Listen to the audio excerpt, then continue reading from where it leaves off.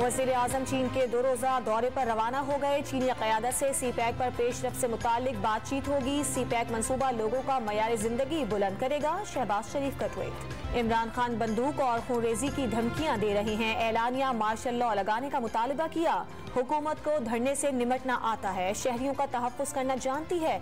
जितनी धमकियां दे लो, इलेक्शन वक्त पर होंगे। वज़ीर इत्तलात मरियम औरंगजेब का दो टोक मौक़िफ़। तहरीक इंसाफ के लॉन्ग मार्च का शेड्यूल तब्दील। इमरान खान के लिए सियालकोट जाना नामुमकिन हो गया। सियालकोट गए तो इस्लामाबाद जाने में 15 दिन लग जाएंगे।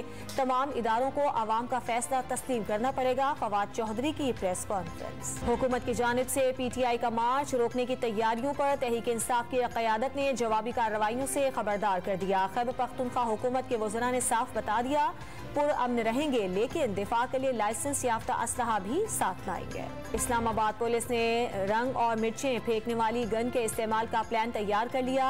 मिर्च वाली गन की गोली से निकलने वाली गैस से जिस्म में खारिश शुरू हो जाती है।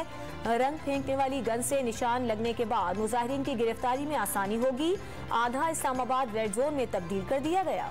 आइंदा मेयर कराची वाटर बोर्ड और तरक्याती इदारों का सरबराह होगा। सिंध काबीना से बल्दियाती कानून की मंजूरी के बाद वजारत बल्दियात का बल्दियाती इदारों के मातहत तमाम महकमों को लिंक करने का फैसला। वन विंडो सहूलत देने पर काम शुरू। और T20 वर्ल्ड कप में श्रीलंका ने अफगानिस्तान को 6 विकेटों से शिकस्त दे दी।